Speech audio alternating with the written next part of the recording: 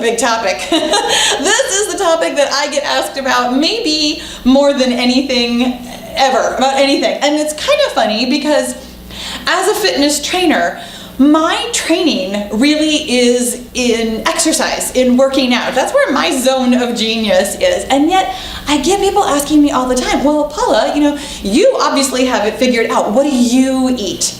And people ask me about what they eat and why their specific situation isn't helping them lose weight.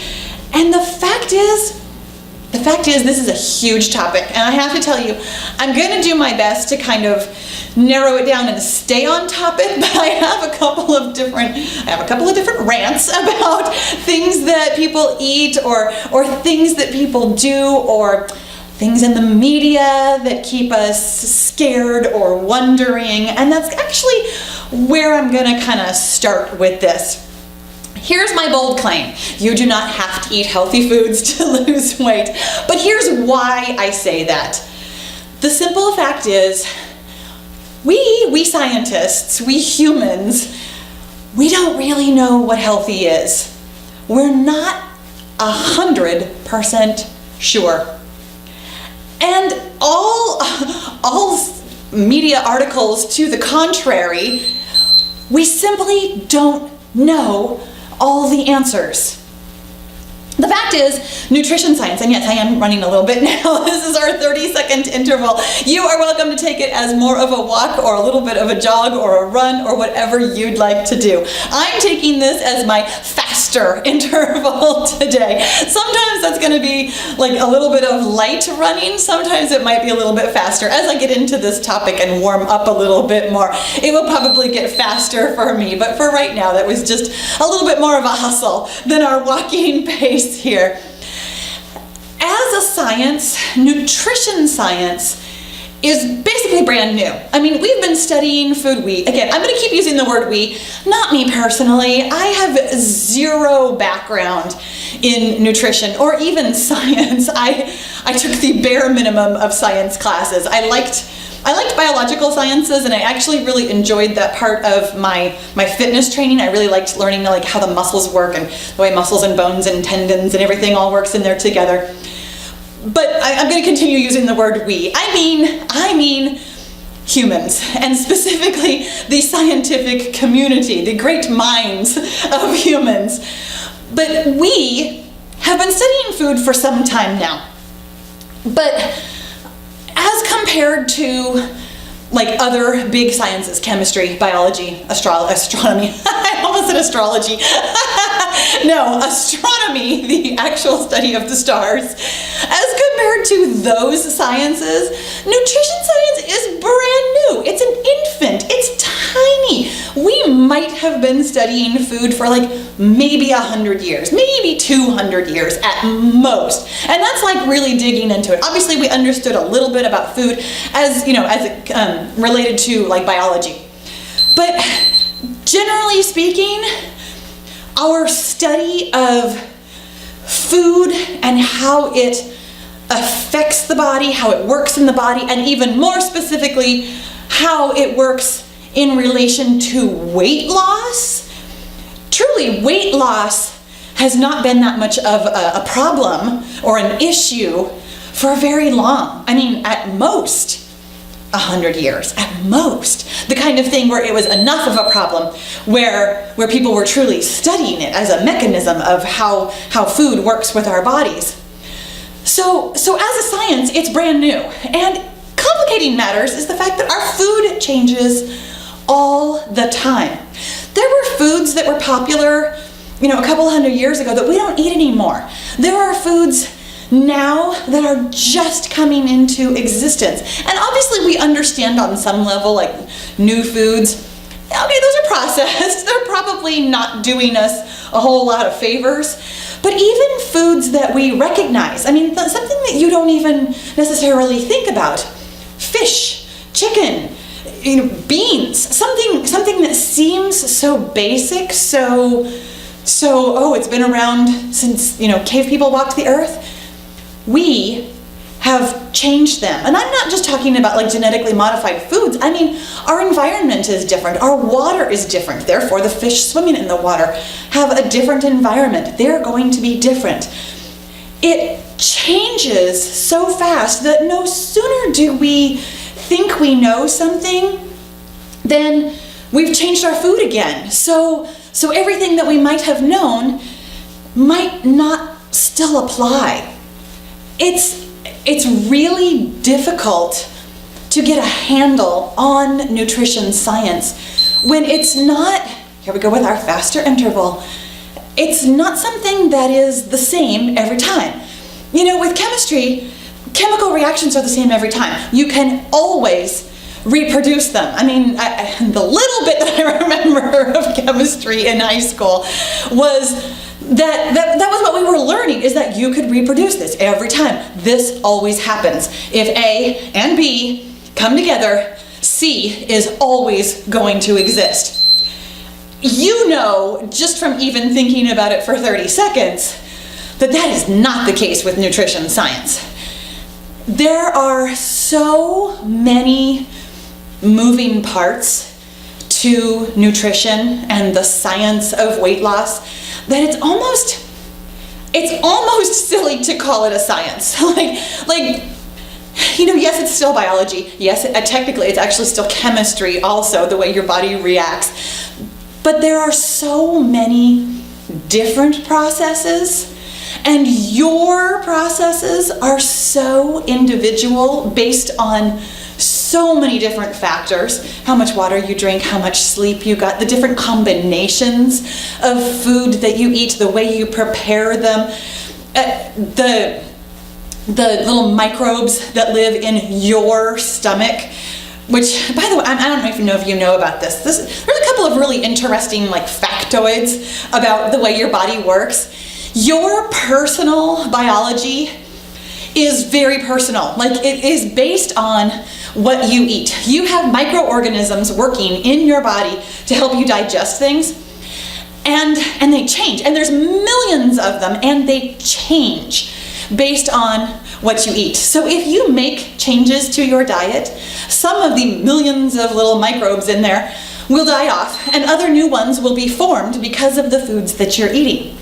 So, I mean, speaking of moving parts, there's literally millions of moving parts in your personal biology, your personal digestion, your personal weight loss science. And so rather than always trying to think about it as science, you know, calories in and calories out, I'm going to suggest to you that you actually think about weight loss as a little bit more of an art. and part of why I want you to think about it that way is because it cracks open the door of have to and should and always or never. It opens you up to the possibility that the rules, and yes, that was air quotes, that everybody, and yes, that's more air quotes, says should work for weight loss might not apply to you. When you think about your weight loss journey as exactly that, yours, you could do anything. Like, you can do anything. And I want you to be unafraid of doing anything, unafraid of trying new things. The fact is that when I make that claim about you don't have to eat healthy foods, okay, you want to eat some healthy foods. There are some foods that are more healthy, that are probably healthy, that may do you more good than others. And what those specific foods are, kind of up to you. Generally speaking, we're going to talk about fruits and vegetables. We might be talking about nuts and grains. We might be talking about meats. But again, we might not. Those kinds of healthy foods might work for you and might not. Now, generally speaking, the more processed we get, Doritos or Twinkies, things like that, generally speaking, not doing you a lot of favors. But are they the worst thing in the world? Maybe they are, maybe they're not. The way your body reacts to them is worthy of you paying attention to it. I personally have found that the more natural I eat, the more I notice the processed foods that I eat. I do still eat processed foods. Actually, let's get on that topic for a little bit. When people ask me, Paula, what do you eat? You must be so healthy. No, I'm not. I eat the things that work for me. And the things that work for me are both physically and mentally. My weight loss journey, I would do probably exactly what you're doing, what you're trying to do. I would try to eat super, super healthy. I would go on a diet, meaning that, I'd have a salad for lunch and I would eat something very basic for dinner, a chicken breast and plain rice or something like that. Or, okay, plain rice, that was considered healthy, and then it wasn't, and now maybe it is again. Again, we don't know for sure, but at the time when I was dieting, these were the kinds of things that I would try to eat, or I would probably try to eat brown rice. In fact, I did go on a brown rice kick for a while, and I didn't care for it. So that was part of my problem, that the healthier I ate, the more unhappy I was, frankly. I've talked about this in other podcasts. I had terrible eating habits. I mean terrible. I am not exaggerating when I talk about eating cookies for breakfast. I am not exaggerating when I'm talking about eating popcorn for dinner. I had terrible eating habits. So even like eating chicken breast, like that was a big deal for me. So when I would try really hard to eat all healthy all the time, I was miserable. It was way too much change for me. And that's part of why I say that you don't have to eat healthy to lose weight. Part of losing weight is working with what you've got. It really is. If you do not currently eat any natural, quote unquote, healthy foods, trying to eat all healthy foods all the time is way too much change. You are going to be so caught up in thinking about every single food, every single bite that goes in your mouth. You're going to be miserable. That's part of why it didn't work for me. And the other half of that coin is that healthy foods still have calories. The fact is, simply eating healthy isn't necessarily going to make you lose weight if you're still eating the wrong amount of calories. And I'm not going to say too much. This is a whole nother topic. Almost everybody assumes that if you have weight to lose that you are eating too much. The fact is that may not be true. You might just not be eating the amount that you're supposed to. Your body has caloric needs. If you don't meet them, it freaks out. And there's a couple of different ways that your body can freak out. It can either store fat or it can lose fat. And you have to figure out which one's which. The fact is, if you are eating too little, like significantly too little, your body will start storing fat. Your body sees that as a stressful situation.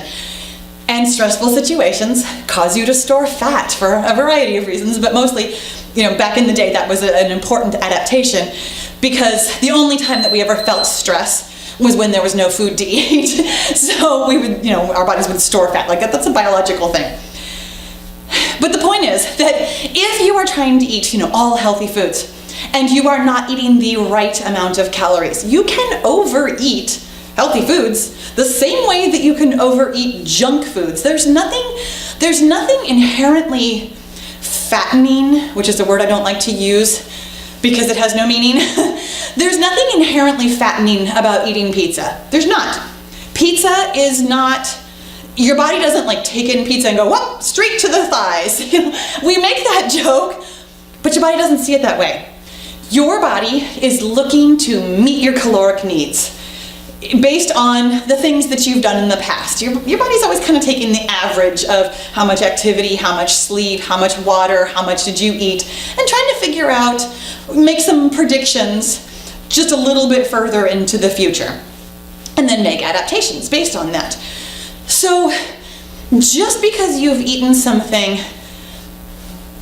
unhealthy, I'm using a lot of air quotes today, but unhealthy like pizza, your body doesn't take that in and say, oh, that's fat.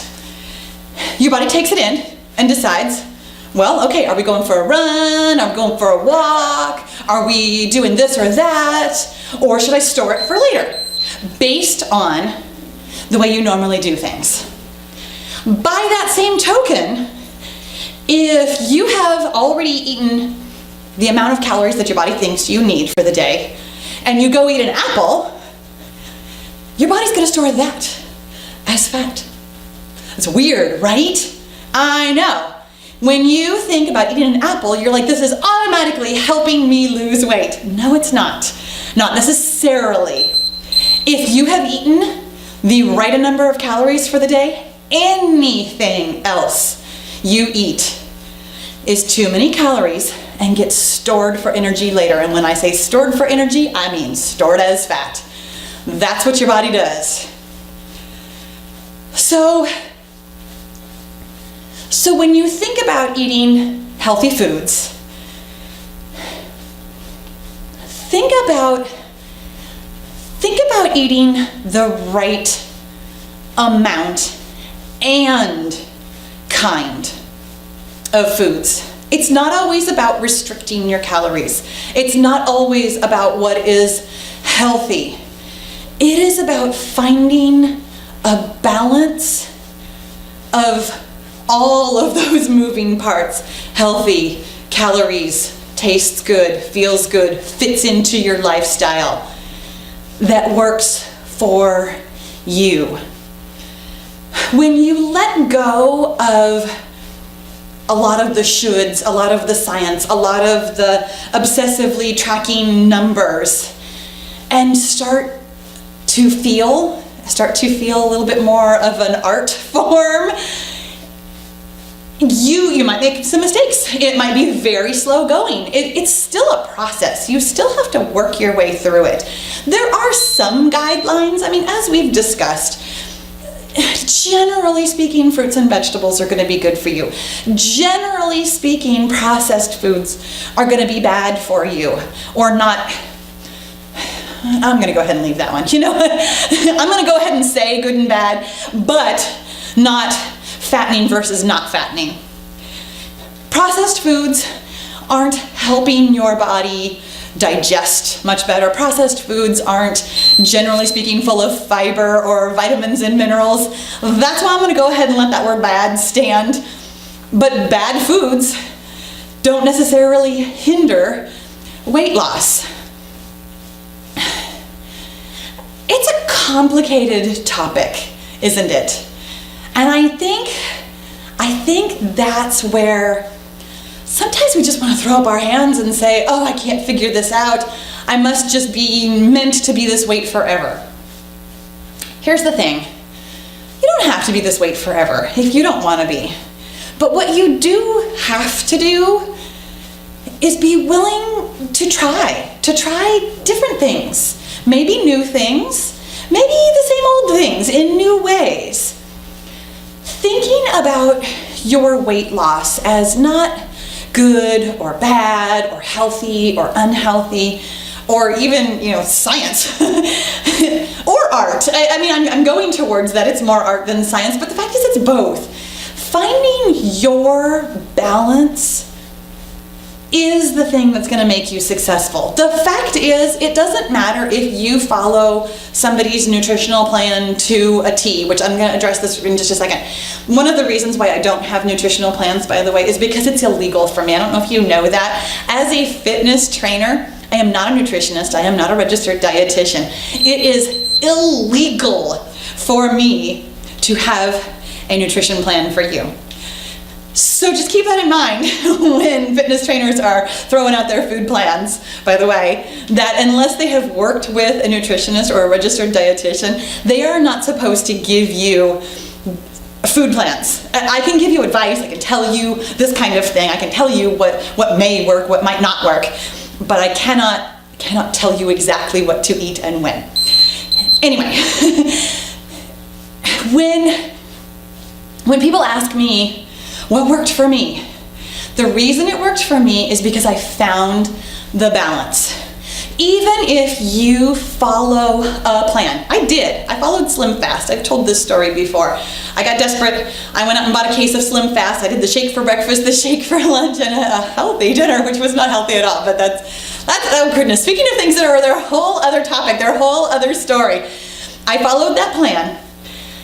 But the fact is that even following a plan, and I did lose weight, I was successful on that, I still had to figure things out for myself. I still had to figure out how that was going to work into my life long term. No matter what you do, you still have to make choices. And you have to live with those choices. Even more than making those choices, you have to live with those choices long term. I mean, I lost the weight many years ago. I'm keeping it off by continuing to be critical of what I'm eating, to think about, does this actually work for me, or am I just eating this because I've always eaten this? I have changed what I've eaten even since I've lost weight. Even in my weight maintenance phase, I've changed what I've eaten. My tastes have changed, my body has changed. This is gonna be our last pick it up interval. The next one is gonna be my last walking interval while we cool it down and I wrap it up. When I was losing weight, for me, it was all about losing the weight. It was all about following the plan and doing what I had to do.